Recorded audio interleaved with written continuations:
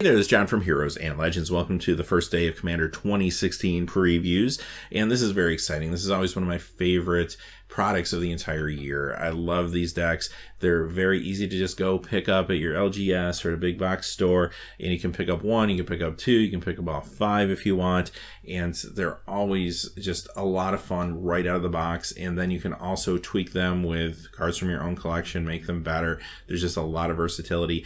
This year the theme is they're all going to be 4-color Commander decks, so there's a lot more versatility this year. You can even mix and match them between each other much easier than you could in the past. I think that could lead to some fun ideas and designs. You're going to see a couple new mechanics today that also lend themselves to that pretty well, which is awesome. Now, if you recall in past years when they've previewed this product, they basically just said, okay, here's your 5 decks, here's the deck lists, here's all the new cards, here's what reprints you're going to see, have at it. Well, this year they're treating it more like a regular set release where they're kind of slowly leaking cards out, and we're going to actually look at 12 cards from the product today. Now, as always, some of these cards could only appear in maybe one deck, some could appear in multiple decks. We just don't know yet because we don't have the deck list. I'm assuming later in the week, probably Friday, I think, we'll get the deck list, and at that point we'll examine the deck list as a whole. But today we're going to look at the cards just more as individual cards because that's all we have right now.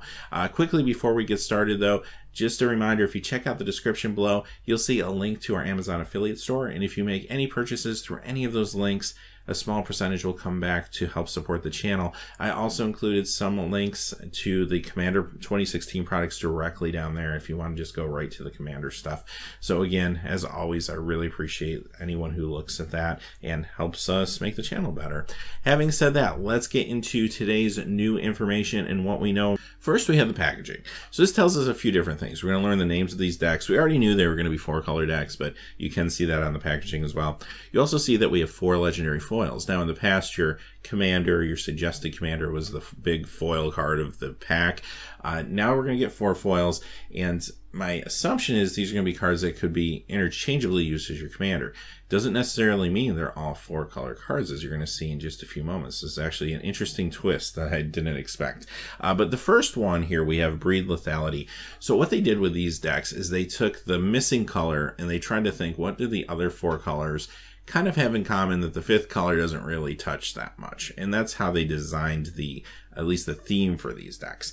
So this one, for example, Breed Lethality, is missing red, but the other 4 colors at least dabble in growth. So that's what this one's about. This is the growth deck, and it's going to be all about probably adding +1/+1 counters and that type of thing to your creatures, or maybe pumping creatures temporarily, stuff like that. So interesting concept. I really like how they came up with the themes of these 5 products. Next, we have Invent Superiority. This is going to be an artifact deck. And yes, it will still have the 4 colors that you see there, white, blue, black, and red, but it will have an artifact theme as well. Next, we have Open Hostility. This is the aggro deck. Next is Entropic Uprising. They call this the Chaos deck because it is missing white, which is the color of order. Not really sure what that means exactly. Maybe we'll see some randomized cards, like the flip a coin type cards, stuff like that. I don't know. So it could be interesting. And finally, we have Stalwart Unity, which is about altruism, working together, cooperation, and it's missing black, of course, the selfish color. So my assumption is these are going to be cards that kind of empower each other when they're out in the battlefield. Having said that, let's look at the new cards that were revealed today. Our first card is Sublime Excision. Costs a white and 6. It's a sorcery. Has a new mechanic called Undaunted. This spell costs 1 less to cast for each opponent, and it destroys all creatures. I really like Undaunted. This is a really cool idea. Now, early on in the game, you have a very powerful, potentially really cheap removal spell that sweeps the board here. I mean, this is awesome, right? Later in the game, sure, it becomes a little more expensive, but you know what? At that point, you should have the mana. It's not a big deal. It's still a good card later in the game. Undaunted really makes for a very powerful mechanic in a multiplayer game situation. It doesn't do anything, though, for a one-on-one situation. So I really like the design here because we've lived through flusterstorms and stuff like that in the past that have shown up in these products. And when a great card for Vintage or Legacy shows up in these commander decks, unfortunately, it creates a big ripple effect. A lot of players just go out, try to get 4 copies of these decks so they can get 4 copies of the card, and they don't even want the other cards in the deck, unfortunately, and they just throw them in a box somewhere. And then the people that actually would enjoy playing playing these decks show up at the Walmart or Target or the LGS and they can't get their hands on the deck they want, or they can't get the variety in decks if they're trying to pick up maybe 3 or 4 or 5 of these things. And Wizards then has to go and print more of a certain deck, and it just becomes very awkward. So coming up with a mechanic that is great for multiplayer games but not so great in Vintage and Legacy is really awesome. And they did a great job with this last year too. They had a lot of cards that were great for Commander, great for cubes, but just a tad overpriced to be good in Vintage and in Legacy. Now, before I go on, I should mention, probably should have mentioned this earlier because this does confuse some folks. These cards are all legal in Vintage and Legacy, and of course Commander, and you can put them in cubes and stuff like that, but they are not legal in Modern or Standard. The new cards can only be played in Eternal formats. The reprints can be played in any format that they're already legal in. All right, having said that, the card itself, hey, it's a great sweeper. I love the Undaunted effect. I think this is awesome design. All right, next we have a potential commander. It's Atraxa, Praetors Voice. And now she's a 4-color card, so she's going to be part of that growth deck. Green, white, blue, and black. Legendary creature, Angel Horror, 4/4. Flying, Vigilance, Death Touch, Lifelink. At the beginning of your end step, Proliferate. So I really like what they did with her. I mean, she has, I guess, Flying for blue, Vigilance for white, Death Touch for green, Lifelink for black, I think is what they try to do there. Proliferate, of course, is another fun mechanic in Commander games, because not only are you able to add +1/+1 counters or -1/-1 counters, but you can do crazy stuff like start adding poison counters, or you can start adding, for example, experience counters that we got from the cards from last year's Commander decks, right? So there's just a lot you can do with Proliferate. I just really like that mechanic in Commander. I think it's just a lot of fun. Great card, very powerful. Awesome design. I really like this one a lot. Bruges Tarl, Boorish Herder. There's a new mechanic on this one too, so let's check the card out. A white or red 2 legendary creature, human ally, 3/3. And whenever this enters the battlefield or attacks, target creature you control gains double strike and lifelink until end of turn, and it has partner. You can have 2 commanders if both have partner. So what does that mean? This is awesome because it sounds complicated at first, but when you think about it, it's very intuitive. I think this is a great idea. Now, normally you have 1 commander, 99 other cards in your deck, right? If you have 2 cards with partner, those 2 cards can both be commanders, and you would have then only 98 cards in your full deck. So you still stick to the 100 cards. Now, they count as 2 separate cards, even though they both are commanders.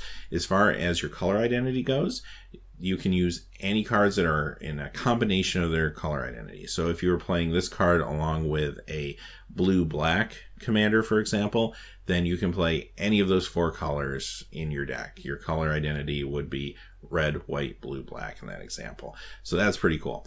Other than color identity, they kind of act as separate cards. When you cast them, you of course cast one at a time. If you had a spell or an ability that said take a commander out of your command zone, put it in play, you could only choose 1 commander. You won't be able to choose 2. I think that all makes sense. I think that's logical. You will notice with these cards that they do feel maybe a little bit weaker than a big, crazy like commander or legendary like 4-color creature, right? Because they are a little smaller, but the advantage you get from them is they're a little bit easier to cast. You can cast them more frequently earlier in the game, and you can get some very early advantages because of that, and I think that's pretty cool. Even though, yeah, they're not going to come down and completely change the face of the game necessarily, you can just do a lot more stuff more frequently, so I do find that pretty awesome. Also, too, I think it's important to note that if this creature attacks, for example, and my opponent takes damage, let's say they take 10 damage from this and 11 damage from the other commander, they're still alive. Just like a normal commander, the one particular commander would have to do the 21 damage to knock out the opponent. So I think that for the most part, it feels pretty clear to me. It doesn't feel too confusing, which is cool. Let's talk about this card in particular. I like the effect. I mean, for 4 mana, it comes into play 3/3. That's just fine. And then it's going to give something else lifelink and double strike, and you can attack in with it right away. Maybe you have a great target for it.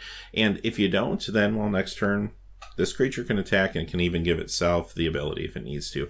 So it's pretty versatile. You'll be able to cast it early and often, which is pretty awesome, and I really like it. This is a good one. Next we have Grave Upheaval. A black, a red, and 4. This is a sorcery. Put target creature card from a graveyard onto the battlefield under your control. It gains haste. basic land cycling 2. So a couple things to note here. First off, it can take a creature from any graveyard, so it doesn't have to be your graveyard, so that's actually a pretty nice effect. Secondly, it has basic land cycling. I love basic land cycling. And if you played Modern Masters Limited or Conspiracy Limited in the past, you know how good basic land cycling really can be. This is here because they're trying to help you cast these 4-color spells. A 4-color deck is kind of hard sometimes to manage, right? So basic land cycling is going to make it even easier. So I'm sure we're going to see a number of cards in each deck that have this ability. Also, it's worthy to note too that they mention in their article that there is going to be rare dual lands for the first time in a Commander product. They didn't say which ones, they didn't necessarily say if it would be a complete cycle or a combination of different cycles, but they did say there will be some rare dual lands in these products. Now, before you get too excited, I don't really think they're going to be anything like fetch lands, really for the reason I mentioned before. They don't want this product to be just kind of taken off the shelves for an individual card. They're really going to want players who want to play this to be able to pick it up. So I don't think you're going to see anything crazy in here. They did say they will be dual lands that they didn't feel were going to be used in standard anytime soon. So they could be things like the buddy lands, the check lands, or they could be things like the pain lands, for example, things that we've seen in recent history that they probably wouldn't just want to bring right back. I do feel like they're going to be cards that we've seen in past core sets, or at least partially in past core sets, just because, again, I just don't feel like they want to create any fever over individual cards in these things. So interesting. I mean, definitely worth speculating about, and I guess we'll know more later in the week. But this card overall, I think, is excellent. I think it's another card that's going to be fantastic in a multiplayer situation. Maybe not so good in Vintage or Legacy, so I think it's a good design. Crom Ludwig's Opus. I love that name. It's a red, a blue, and 3. A vampire horror, 4/4. Legendary creature, of course. Flying haste. Whenever an opponent casts his or her second spell each turn, draw a card, and this has partner. On its own, I mean, it's a serviceable creature. I mean, you pay 5 for 4/4 flying haste. That's nice. The ability is really cool, though, because in Commander, or really any multiplayer game, I mean, people are going to be a little more open to just casting that second spell and letting you draw the card, as opposed to like a one-on-one situation where that could be a little more devastating to them directly. So it's great card advantage. It's a great way to really start to build your board state quicker than your opponents. But at the same time, a lot of times players don't necessarily register how good that is in a multiplayer situation, as opposed to if they're playing a single player game. So it's a great effect, and I think a lot of opponents are going to let you have it a lot of the time, because they want to just develop their board state and try to do the crazy things they're trying to do in Commander, right? And they'll worry about you and your extra cards later, but if things don't go well, they could be giving you too much of an advantage over time, especially considering you could be playing 4 or 5 other people at the table, and this could get kind of out of hand kind of quick if your opponents let it. So this is actually a really cool card. I really like it. Again, another card with partner. You partner it up with another commander. And I think this is a neat idea too, because not only are you going to go out and buy one of these decks and you have the choice of using maybe a regular 4-color commander or 2 of these partners or something like that, but also you can mix and match these. If you bought 2 or 3 or 4 or even 5 of these decks, you start mix and matching the cards with these partners. I think could be a lot of fun, actually. They're giving you tools to do other things with these cards after you play the deck out of the box. I think that's pretty awesome. Next we have Kdel, Chosen of Crewfix. A blue, a green, and 2, and this is a legendary creature human wizard, 2/3. Tap to add colorless mana to your mana pool for each card you draw on this turn, and has partner. Now, this one feels maybe like the most powerful out of all of these partner commanders we've seen so far. This seems quite good to me. I mean, it's a 2/3 body, so it's a little fragile, but at the same time, it only costs 4, and tapping it for mana, I mean, at least 1 colorless mana a turn, because if you've drawn your card on your turn anyway, you would be able to tap this for mana. Now, if you are able to draw more cards on your turn, then all of a sudden this starts to get a little bit crazy, and you can start generating larger amounts of mana. If you have instants that allow you to draw cards or cantrip, then you can even do this on other people's turns to manufacture mana. Very, very interesting card. I like this one a lot. It feels very powerful, and I do like the Theros theme too, and the art looks really cool on this one, even though the photo we got's a little grainy, but I think this is going to be a really beautiful card. Probably will look incredible too in person, so I really like this one quite a bit. Sidar, Kondo of Jamura. This one costs a white, a green, and 2. Legendary creature, human knight. 2/5 with flanking. I didn't think we'd see flanking in this set, but here we are. Creatures your opponent control without flying or reach can't block creatures with power 2 or less in this as partner. So, wow. I don't expect to see things like banding, horsemanship. Flanking is relatively high on the list. Maybe not as high as those other two, but here it is. Whenever a creature without flanking blocks this creature, the blocking creature gets -1/-1 till end of turn. So I think that's pretty cool, pretty old school. And now this card in general, on its own, feels a little weak to me. First off, it's a 2/5 because it's trying to take advantage of its ability, which kind of makes sense for 4 casting costs. But the fact that flying or reach creatures really aren't affected by the ability feels a little bit weird. I mean, flanking is kind of nice, but you almost expect with a commander, like it would give all your creatures flanking or something like that. It doesn't quite do that. It just has flanking on its own. But you do have to kind of put it in perspective. I assume this is going to be in the aggressive deck. And if you're playing a lot of small creatures, maybe a lot of tokens, and it is a Celestia card, so maybe there's some token strategies there, this actually can be quite good. So on its own, it feels a little bland, but I do think if you build around this, it could actually be a really decent card. So I assume once we see the deck list, this will probably feel a little more powerful than it feels right now. But aside from that, I mean, I love the art on this card, and I can't believe they brought back flanking. I mean, that's fun on its own. Silas Wren, Seeker Adept. A black, a blue, 1. Legendary artifact creature human, 2/2 death touch, and whenever this deals combat damage to a player, choose target artifact card in your graveyard. You may cast that card this turn, and it has partner. So again, the real draw to this card is its casting cost. The fact that it only costs 3. The text on the card doesn't feel super overwhelmingly crazy good, but the fact that it's potentially a partner commander, you can cast it for 3, you put it into play, and then you automatically will start getting some early dividends. I mean, attacking in with a commander 2/2 death touch is nice. Your opponent has a decision to make. They're either going to take 2 commander damage from this thing, or they're going to throw a creature in front of it. And then a little bit later, when you have artifacts in your graveyard that you can cast, then it even becomes more powerful.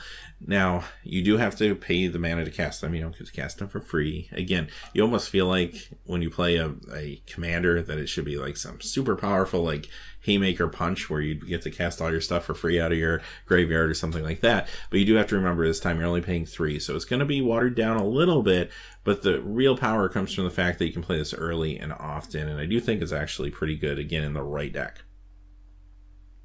Sylvan Reclamation, a white, a green, and 3. It's an instant, exile up to 2 target artifacts and or enchantments. This is basic land cycling too. I think for 5 mana, getting rid of 2 artifacts or enchantments also exiles them, so that's important. I think that's very fair, and having basic land cycling attached to it makes it a very good utility card. And that brings us to our last new card of the day. We got a couple reprints to look at, but this is Prismatic Geoscope. This costs 5. It's an artifact. Enters the battlefield tapped.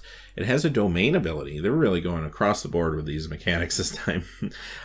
Domain, tap, add X mana in any combination of colors to your mana pool, where X is the number of basic land types among lands you control.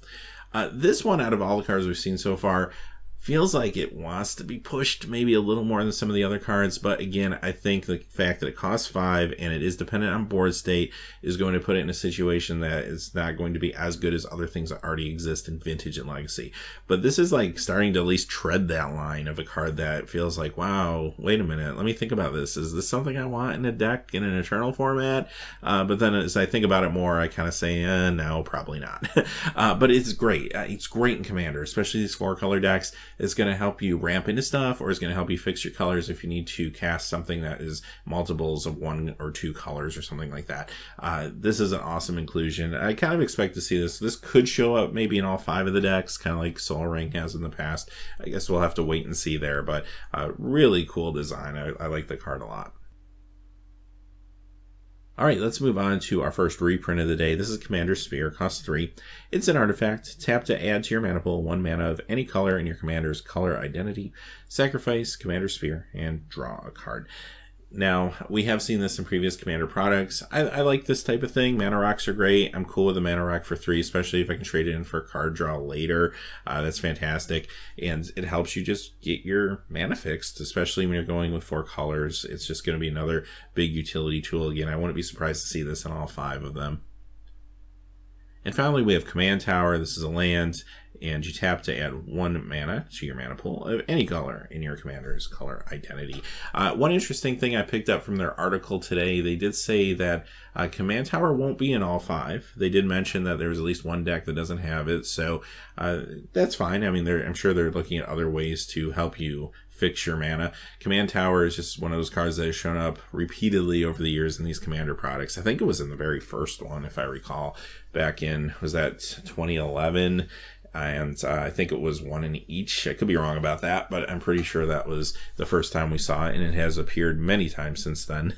Much like Sol Ring, it has a pretty long shelf life in these Commander products, but it's a great card. It does exactly what you needed to do in a Commander deck, and it's pretty awesome to get out there for players that want to play Commander with them. Having said that, that's what we know so far. So pretty exciting stuff, though. I love this product. I'm really looking forward to seeing more of the cards and, of course, the deck lists. That's what I'm really excited to see. See how these cards work together. See which ones of these cards repeat themselves into different decks. I always find that very interesting. And just see what other crazy, like, reprints we see that we weren't expecting from the past of Magic. That's always fun. So awesome product. I'm really looking forward to this one.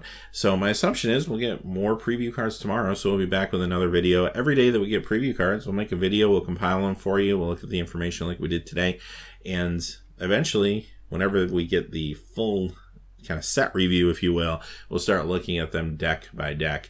And my assumption is that's Friday, but I'm not sure if it's going to be this Friday or next Friday. I don't think they've said yet, but I kind of think it'll be this Friday, but if not, we'll just keep doing preview cards till we get there. So until next time, hey, thanks for watching. Please remember to like and subscribe, and have a great day. Hey, thanks as always for watching. This video, like all my videos, was made possible by the generous support of viewers like you on Patreon. Even a donation of $1 helps me to keep growing this community and creating better quality content for all of you. Check out our Patreon page for exclusive giveaways and future goals for the channel.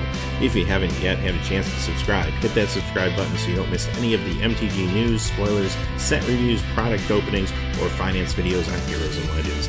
Talk to you again soon, and have a great day.